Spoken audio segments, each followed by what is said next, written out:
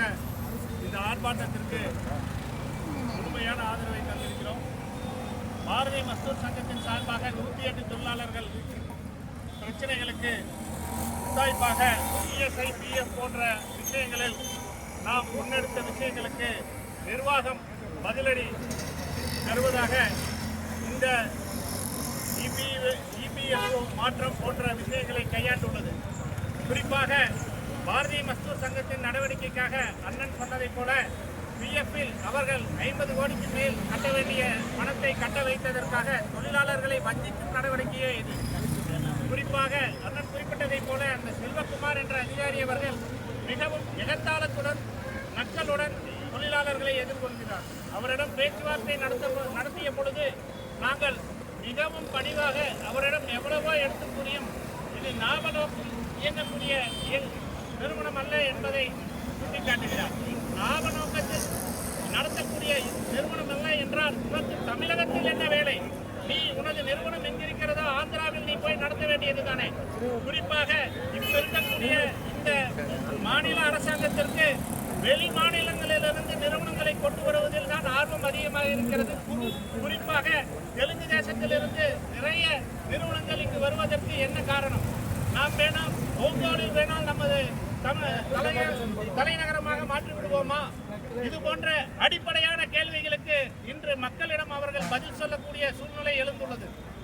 குறிப்பாக ஏன் இந்த ஒப்பந்ததார நிறுவனங்களை கொண்டு வருகிறீர்கள், ஊக்குவிக்கிறீர்கள்? இதே போன்ற துப்புரவு தொழிலாளர்கள் பிரச்சனையிலும் இதே நிலைதான் நடைபெற்றது. நீங்கள் கொண்டு வந்த ஒப்பந்ததாரர்கள் இன்று நீதிமன்றம் சென்று என்ன சொன்னார்கள்? நீதிமன்றம் சொன்ன தொகையவே கொடுக்க முடியாது என்று சொல்லக்கூடிய ஒப்பந்ததாரர்களை நீங்கள் நியமிக்கிறீர்கள். அப்படி என்றால் நீதிமன்றத்தை கூட அவர்கள் அவமதிக்கக்கூடிய சூழ்நிலையை அரசாங்கமே உருவாக்குகிறது என்றுதான் நாம் பார்க்க வேண்டியுள்ளது.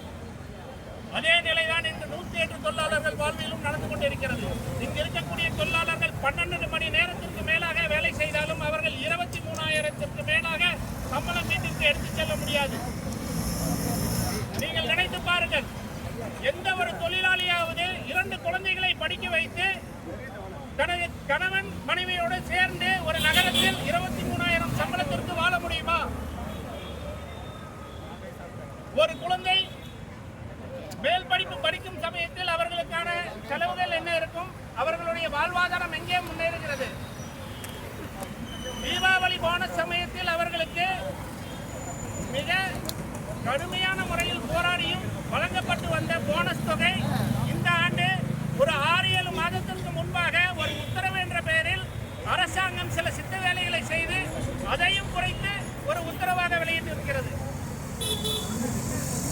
இது போன்ற ஒப்பந்ததாரரின் திட்டமிட்ட செயல்களுக்கு அரசாங்கமே ஒத்துழைக்கிறது என்பதை பார்க்கும் பொழுது இவர்கள் அரசாங்கம் நடத்துகிறார்களா அல்லது கார்ப்பரேட் நிறுவனங்களாக மாறிக்கொண்டிருக்கிறார்களா என்பது நமக்கு சந்தேகமாக உள்ளது.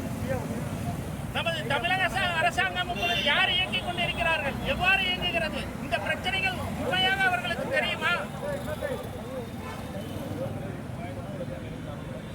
தொழிலாளர்கள் எல்லா வகையிலும் போராடி கொண்டிருக்கிறார்கள். தமிழக அரசாங்கத்திற்கு இது எச்சரிக்கையாகவே நாங்கள் சொல்லிக் கொள்கிறோம். இந்த போராட்டம் இந்த கட்டத்தில் ஓயப் போவதில்லை. உங்கள் காதுகள் செவிடாக இருக்க போய் தொழிலாளர்கள் குடும்பமாக வந்து வீதியில் உட்காரக்கூடிய சூழ்நிலைக்கு நீங்கள் எங்களை தள்ளாதீர்கள். அதை எதிர்பார்த்துத்தான் நீங்கள் செய்து கொண்டிருக்கிறீர்கள் என்றால் இந்த போராட்டம் கடுமையாகும். நாங்கள் குடும்பத்தோடு போராடக்கூடிய சூழ்நிலைக்கு எங்களை தள்ளாதீர்கள் என்று எச்சரித்துக் கொண்டு இந்த கூட்டத்தின் வாயிலாக தங்களுக்கு தெரியப்படுத்துகிறோம்.